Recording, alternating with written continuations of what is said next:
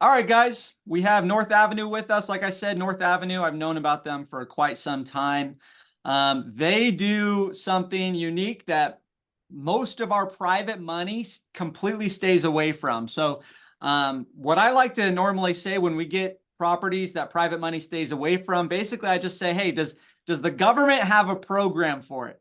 If the government has a program for it, odds are private money won't touch it. And that's why the government has a program for it, because private money is not lending here, and the government has to subsidize that part of the market. And so one of those parts of the market is rural industrial assets. So, for example, SBA is one of the only lenders that does like gas stations and car washes, high environmentally risky properties. The USDA is the other side of the spectrum where the government is subsidizing rural assets. And in this case, we're talking rural commercial. And so that's where North Avenue comes in. They do mostly rural industrial assets. You're going to find them under our small balance commercial perm side. However, they aren't just small balance. They're actually doing quite large balance stuff, right kind of in the middle of the road, around $25 million. But if you're part of the master class, you go in the small balance perm loan. And then also at the end of this call, you guys already know you're going to get this sheet. So anyways, that's where you're going to find them. And they're doing those perm products on the rural industrial side. So Edgar, thank you so much for jumping on the call today. Edgar's our specialist. He is an account executive up there. And so Edgar, why don't you give us a breakdown and maybe like a little bit about yourself, where you came from, how you came to attach yourself to North Avenue, and then we'll get into your guys' guidelines and how to place a loan with you. Yeah, cool. Let me just share the screen real quick, and then I'll give a quick little intro on myself, and then Yeah, we'll kind of take appreciate it it. from there. See, you guys can see it all right? Yep, we can see the presentation. Perfect. Perfect. Yeah, so I'm Edgar Escobar with North Avenue Capital.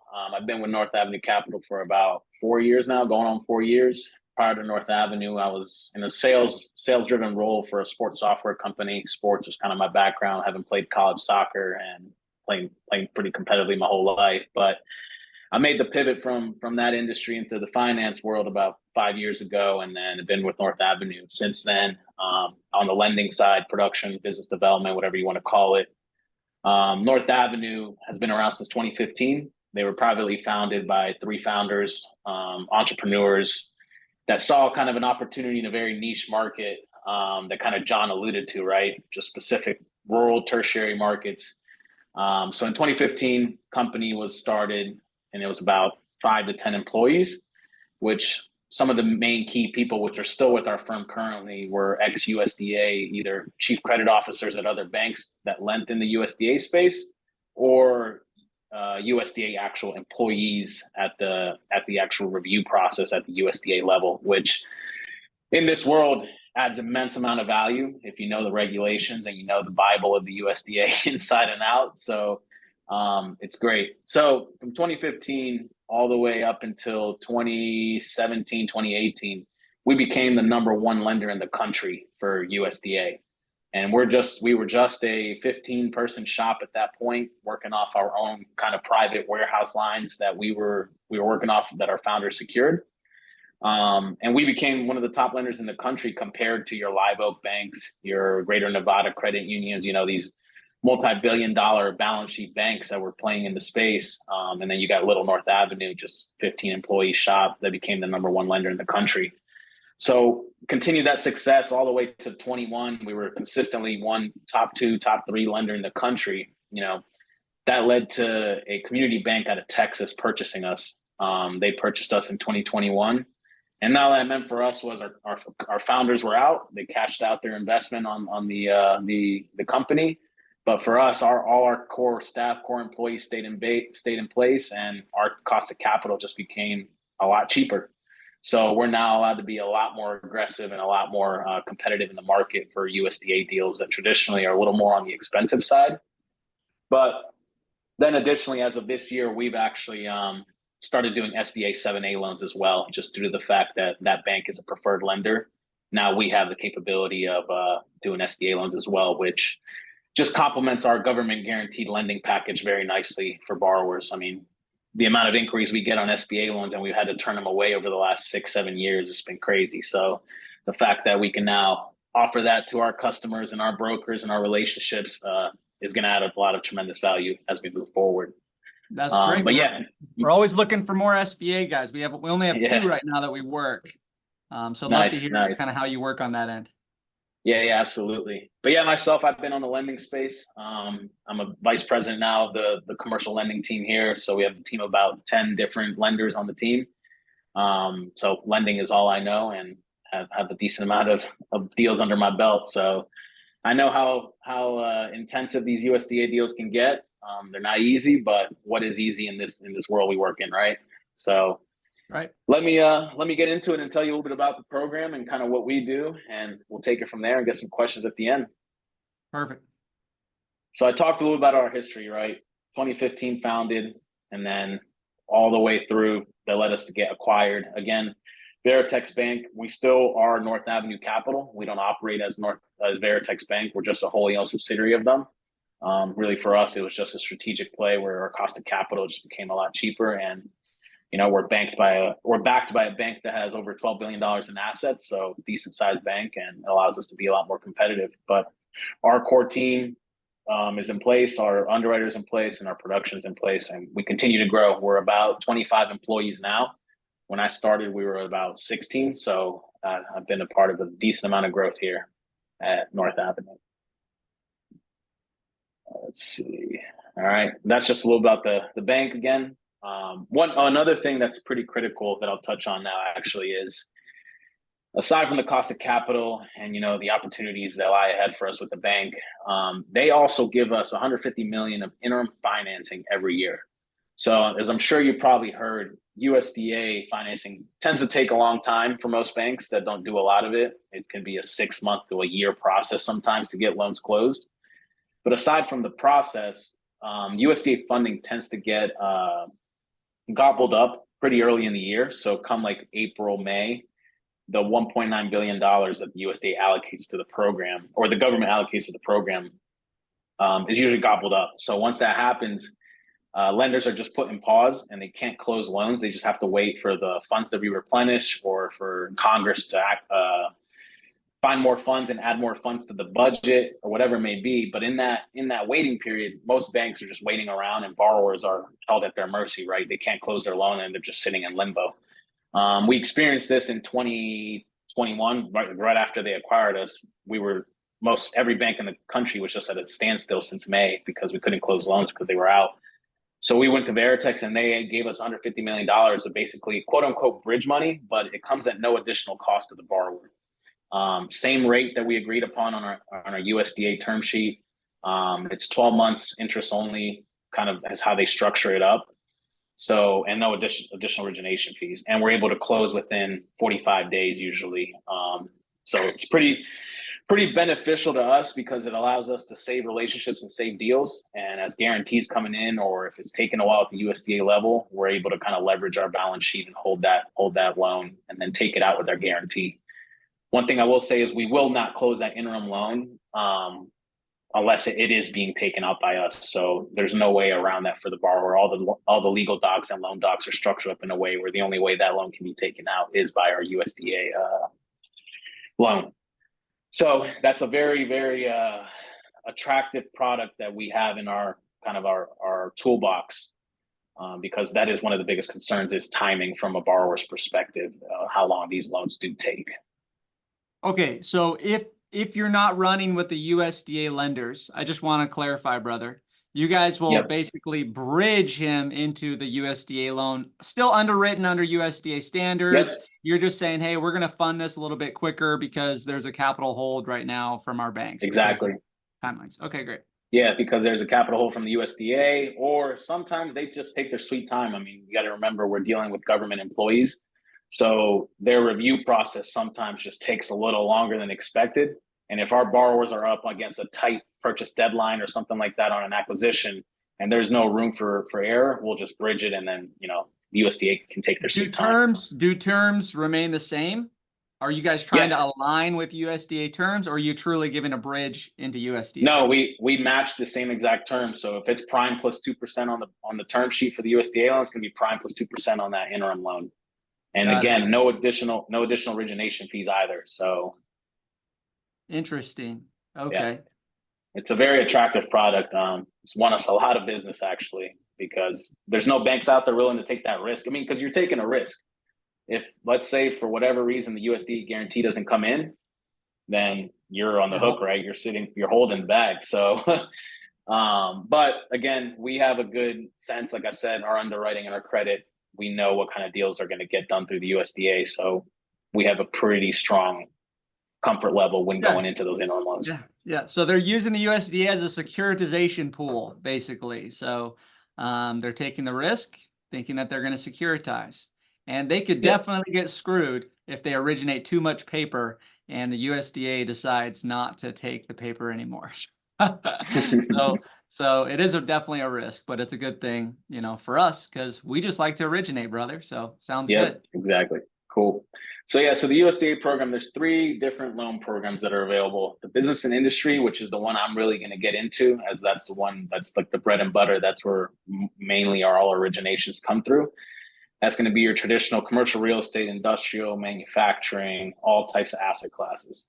Community facilities is a more for like public university or private universities, nonprofits, fire stations, that kind of municipalities, those kind of organizations. And then rural energy for America is your renewable energy space, right? So solar farms, I don't know, converting waste to energy and whatever processing components in that sector of the world.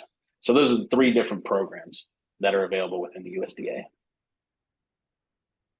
3 of the biggest keys as to why anyone would do USDA. One, of course, is the location, right? So secondary, tertiary, very rural markets. Those are kind of harder areas for your conventional banks to really want to go in and do business in, or whatever it may be.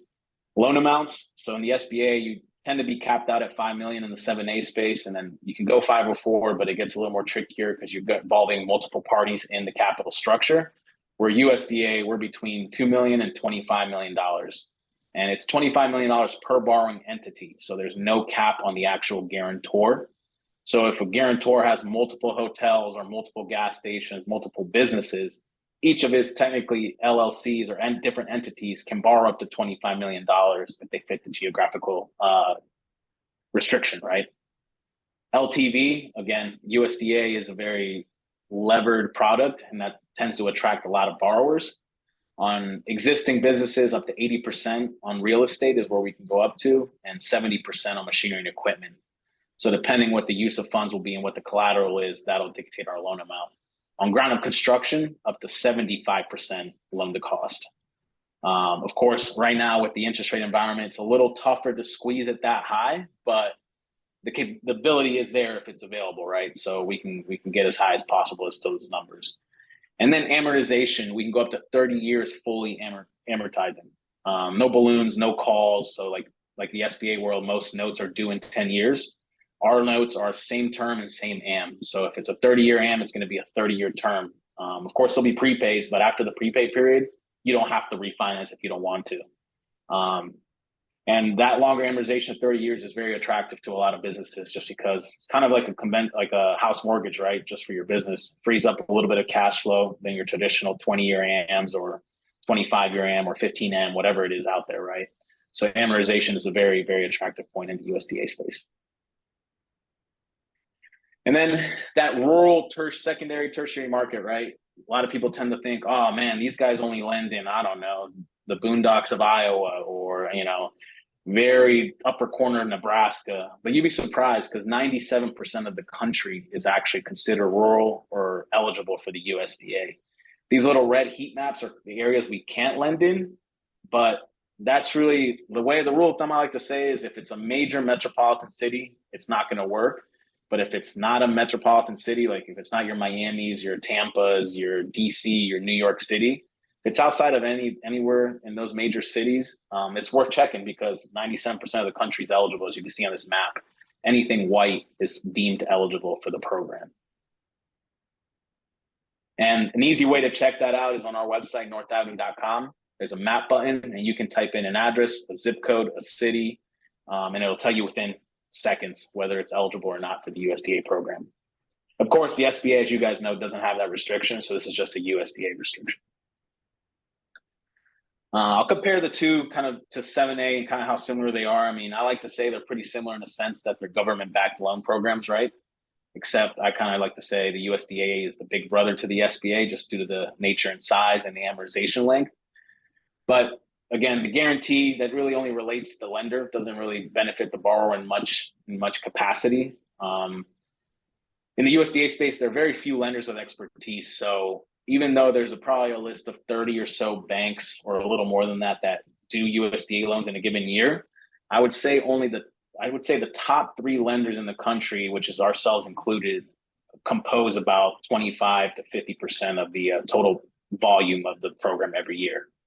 So it takes a lot of experience to get these deals done. If you go to like a community bank or a smaller bank or a bank that, you know, just doesn't do many of them and does 1 or 2 a year, the reason why they do 1 or 2 a year is because it probably takes them 6 months to a year to get that one deal done. So they just don't have the capacity to, you know, do deals that take that long to get done, right? So they may just be helping a current customer or current deposit relationship that they need that loan for, but they just don't. I mean, experience is a big thing in this space, and there's a lot of horror stories again about timing and borrowers not wanting to do them because they know it takes forever. But if you're with the right lender, I can guarantee you that it'll be a good experience. Can you educate us on borrower requirements on both of these loan scenarios for us, please? Like SBA, because we don't do too much SBA over here, but every once in a while they come through, and we know, you know, SBA does high leverage actually quite a bit, but compared to our private money guys. So can you just educate us on borrower profile requirements on both ends, man? Like minimum borrower profile requirements. Yeah, I'll actually touch on that in a little bit. So let me just get through this one, and then I'll touch on that. There's a slide on that. I got you. But the biggest thing really, USDA loans, you have to have collateral requirements. So we got to have 1-to-1 collateral coverage, where the SBA doesn't have collateral requirements. Of course, you'll come across some banks that prefer to only do real estate SBA deals because they want the security, but it's not a requirement. In the USDA space, we have to have 1-to-1. So there's got to be real estate or machinery and equipment that composes the value of the loan, right? And again, it's 80% value on the fair market value of real estate and 70% fair market value of the machinery and equipment. And we have to have that 1-to-1 coverage after discounts. And then rates are pretty comparable to both. We're based off prime. So prime is currently at 8.5%, and we'll add a spread of 1.25 to 2.75 on that, on top of that. And that spread is all borrower dependent, right? Deal dependent. It all depends on the strength of the credit and how we're feeling about it. Prepayment penalties are big in the USDA space. So you're not going to find a USDA lender that'll give you a 3-year prepayment penalty. 5 years is probably the lowest you'll find. Our prepayments vary from 5 to 10 years. And that again is deal dependent, borrower dependent, credit dependent. So interest rate, prepayment penalty, and origination fees are the 3 leverage points we have in negotiating with the borrower. And those, again, will all be dictated by the strength of that borrower, strength of the business, strength of the credit. And that's how we'll kind of get to the pricing structure of it. So when it comes to eligible use of proceeds, so our USDA loans can be used for acquisitions, refinance, ground up construction, purchasing machinery, equipment, working capital, and partnership buyouts. One thing we can't do is cash out refi. So we can't take cash and take it to another project, or for the borrower to replenish some funds that they've expended in the business and want to recoup some of that. We can't put cash back in the guarantor's or borrower's pocket, and we can't take the cash out into another project or development. But outside of that, why are you stating working capital then? If working capital can be used on purchase of software or whatever it may be in the business, right? Operating expenses. But so putting the cash, they need to show a legitimate. Correct. Yeah. And again, it all depends, right? If you're asking for 800,000 of working capital, yeah, we're going to want to see what that actually is allocated right to. But if it's 50 to 100 grand of working capital, you know, that there might be some more flexibility there on actually having to require detailed documentation on it, right? Got it. Thank you. So here are a couple of examples just to give you guys a kind of a feel for the different types of deals that we get done in the USDA space. We did an aquatic center. This was a ground up construction of an Olympic sized facility and a tennis club here in Ponte Vedra, Florida. Again, it was the cost of purchasing the land, all the construction costs, and then all the soft costs associated with the loan, appraisals, feasibility study, legal, auto survey, you name it. Campgrounds, so RV resorts, hotels, all that kind of stuff. That industry is perfect to us. I mean, hospitality actually composes about 60% of total budget every year for the USDA space. So it's an industry that heavily utilizes this program, especially in those rural markets. I mean, especially right now, right? Most banks don't really want to do hospitality to begin with. So layer hospitality into a rural market, it's a little tough for banks to get comfortable with that at all. So another reason why USDA space plays a pivotal part in that industry. Oil and gas. So when you hear oil and gas, you tend to think gas stations, truck stops, which we do all gas stations and truck stops as well. We'll do acquisitions, ground up construction on either of those.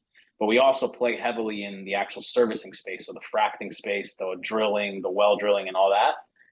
That's actually a space of the oil and gas sector that we do a decent amount of volume in as well, all across Texas and Oklahoma.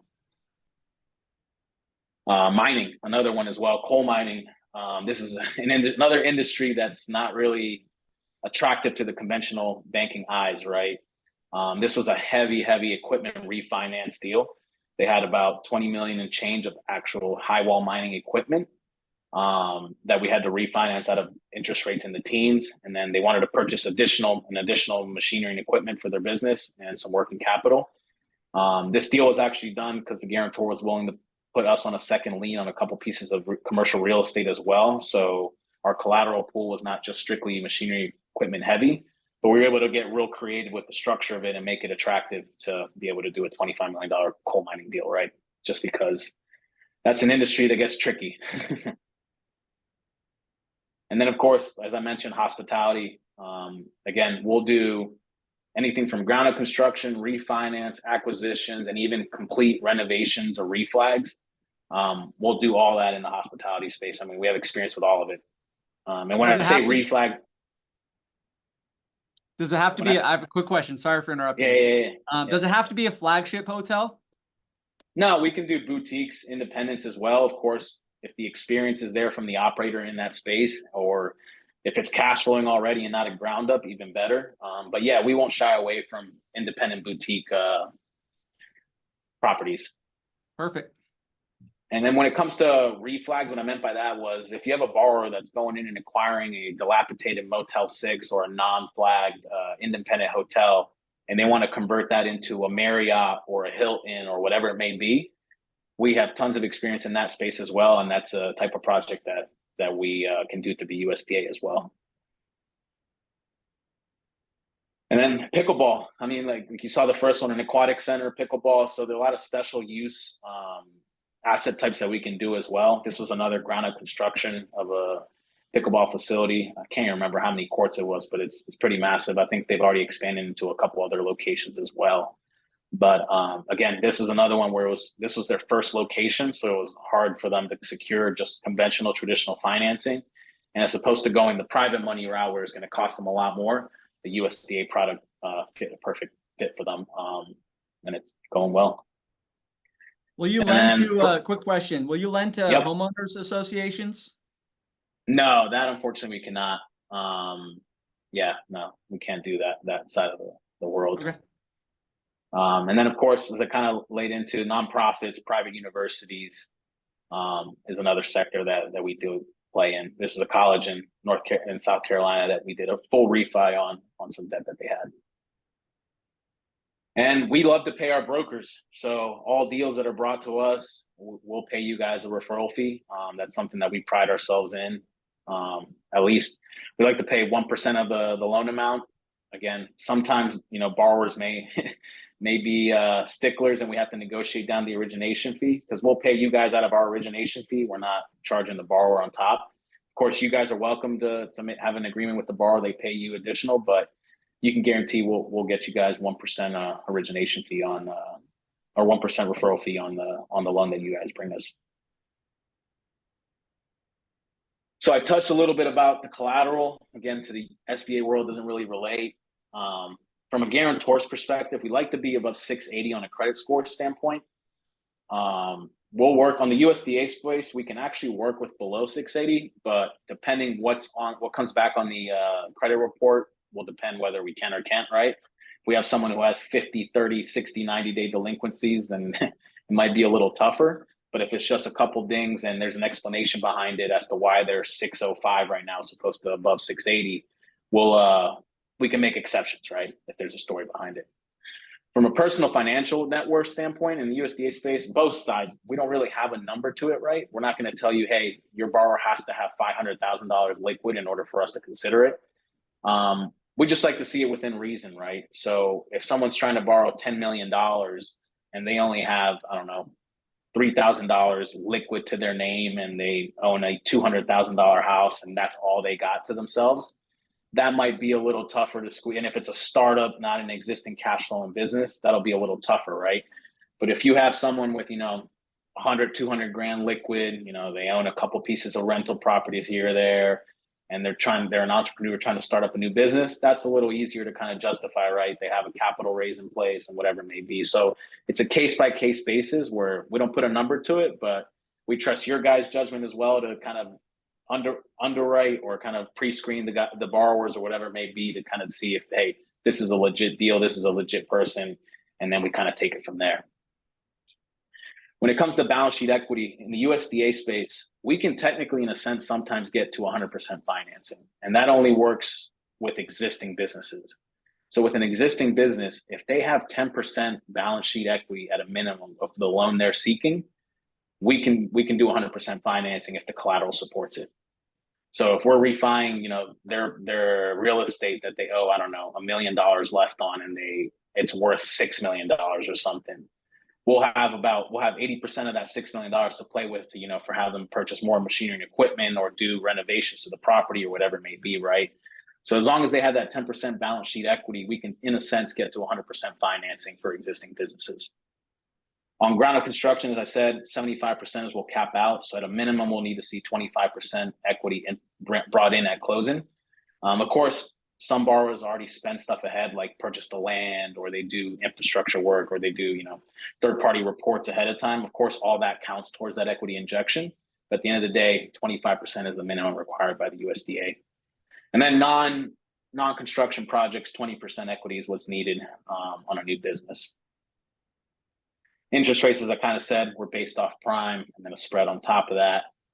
Debt service coverage, we like to be at a 1.25, and that's calculated off EBITDA. So you add back depreciation, amortization, and interest expenses off the P&Ls or the year-end statements, and we calculate the DSCR based off that, off EBITDA. How do you calculate that on a new business? Well, on the new business, it'll be projection based, right? So we'll take their net income, because normally they won't factor in. I mean, if they do factor in depreciation, amortization, or whatever, we'll add it back. But that's all projection based, which we can do projection based projects as well. So okay, that's all based off that. And then the term 30 to 40 years. The 40 years is for the nonprofit side of the world. So those private universities, municipalities, nonprofits, we can get up to 40-year term on that side of the USDA program. But if it's not that program, then it'll be 30 years is where we'll cap out at. So I kind of talked about the prepayment penalties will be between 5 to 10 years. On the SBA side, will be between 3 and 5 years. That's where that world lands. On our origination fee, we like to be at 2%, which will pay you guys 1% out of that. But I understand sometimes our origination fee has to come down. But if we stay at 1%, we'll give you guys 1% for the referral. So we'll still make sure you guys get 1%, right? USDA fee, so they charge 2.4% of the loan amount on construction projects. On construction projects, they charge 3%. So that's where the USDA gets a little more expensive than your traditional conventional or even the SBA side, but it's still an attractive loan program for a lot of borrowers out there that can get financing in these markets, right? And there is an annual renewal fee, that servicing fee that the USDA charges, which that 0.4% is on the since they guarantee 80% of the loan, it's only on that outstanding 80%, only on the outstanding 80% of the loan amount. So it's not on the full loan amount. So I'll talk about a little bit about industries we can't play in, right? So I know you asked HOA. So multifamily residential real estate, we cannot do. So no condos, no apartments. Mixed use, we technically can do, but it just gets pretty tricky and hard where the carving out and all that just doesn't make sense for the borrowers in most cases. So we don't really like to advertise it, even though we can, because we can do the commercial part of a mixed use, but not the residential. But yeah, nothing residential, nothing multifamily, no churches, no golf courses. The only thing we can do on golf courses is the clubhouse. So if a golf course wants to completely revamp their clubhouse, we can do that portion of it, but we cannot do anything to the actual greens and the actual golf course itself. No casinos, strip clubs, no horse racing, road racing, dog racing, whatever you want to name it. No timeshare units, nothing that's not federally legal. So, cannabis we can do because it's not federally legal. I know you guys probably see that all the time, cannabis deals floating around, but we can't do anything in that space. And then movie production, actor payments, that kind of stuff just usually doesn't work out. So through our process, at the point of you guys getting a deal and kind of screening it out, checking the borrower out, checking the documents, checking the address, more importantly, right? That's the first part for the USDA world, is making sure the address works. You'll get with me. We'll work through the deal. I'll review the docs you have in place. I'll let you know pretty quickly, hey, yeah, this looks good. I want to dig deeper. I'll let you know, hey, this doesn't work because of X, Y, and Z. At that point, we'll kind of pre-qualify it. I'll take it in. I'll bring an underwriter in. We'll size up, structure the deal. We'll flow back some terms to you that you can share with your client.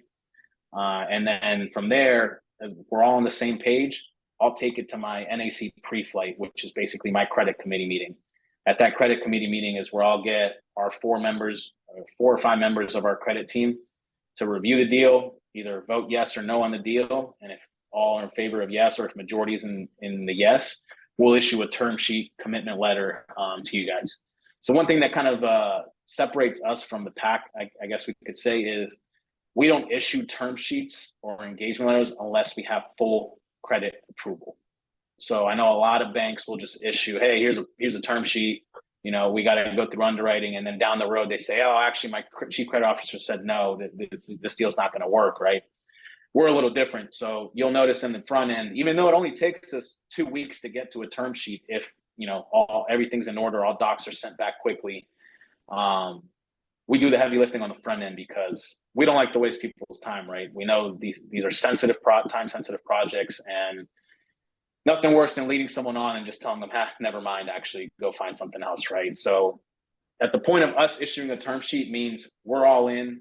We believe in the project. We believe in the borrower.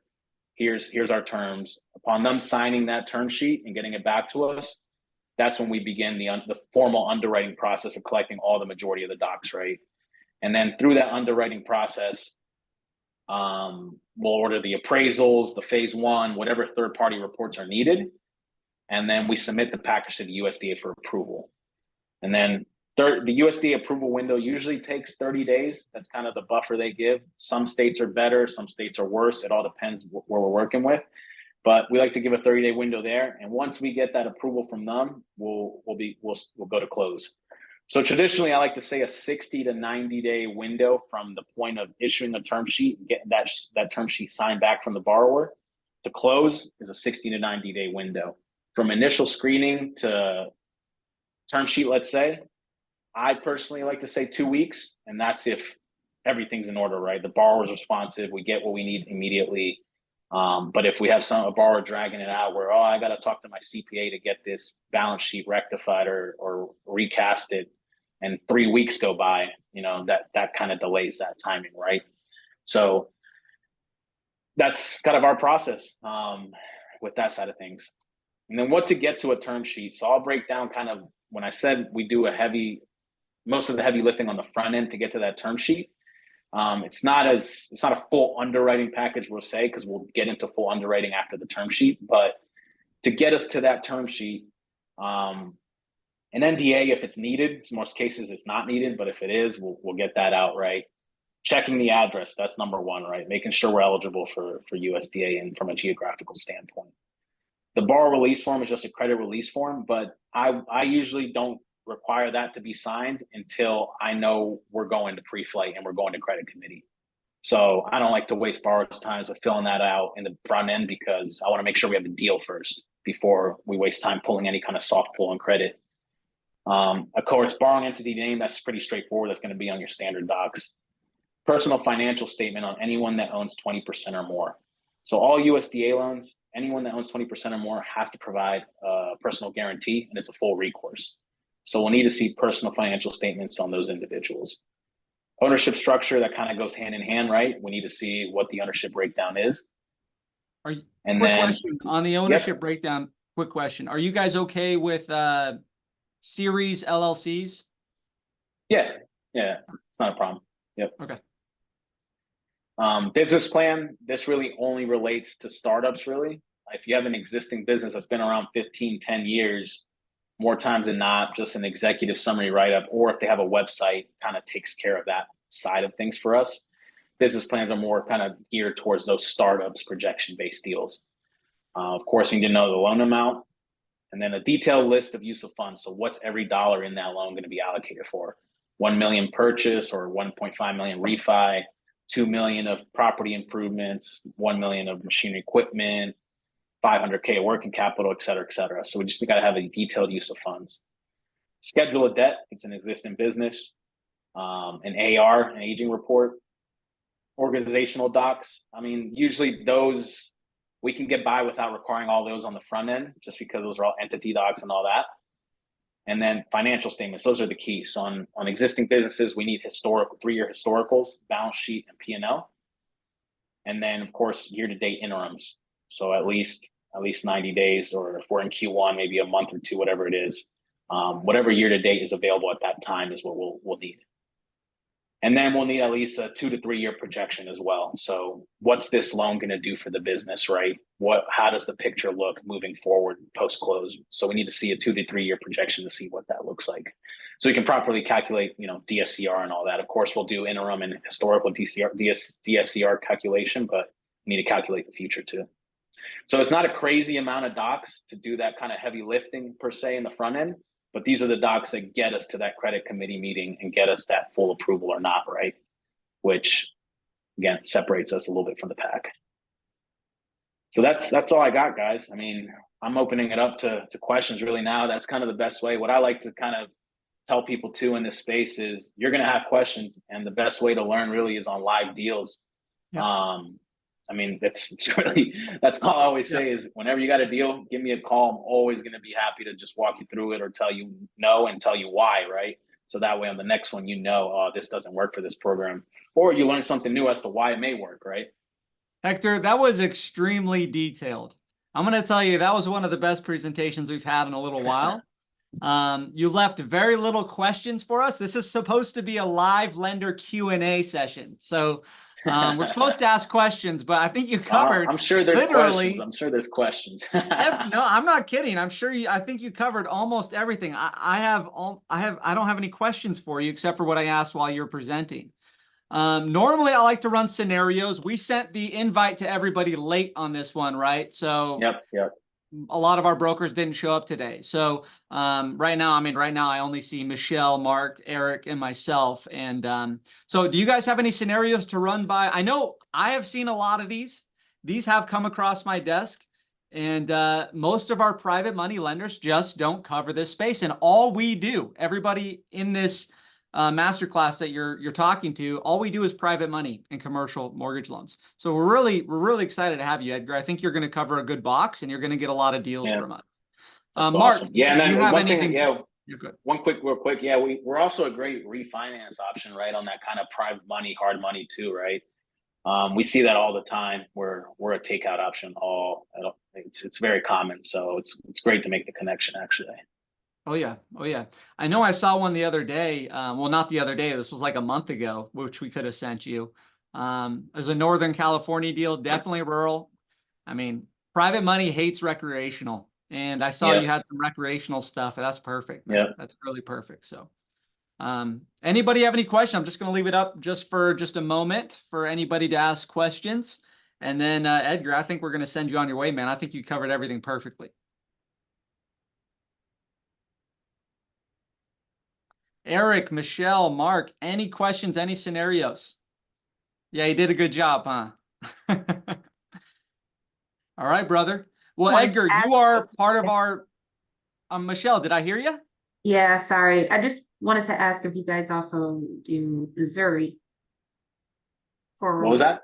Missouri, the state of Oh Missouri. yeah, so we're nationwide. I probably should have said that in the beginning. North Avenue Capital lends nationwide. Hawaii, Puerto Rico, any U.S. territory, we're anything U.S. So U.S. domestic and U.S. territories will will lend. Do you have So a deal in Missouri, Michelle? Yep, actually ground up construction too, the Jeremy's. Do you want to run it by him a little bit? Do you have a little bit more details? We'll get a live review here by Edgar. No pressure.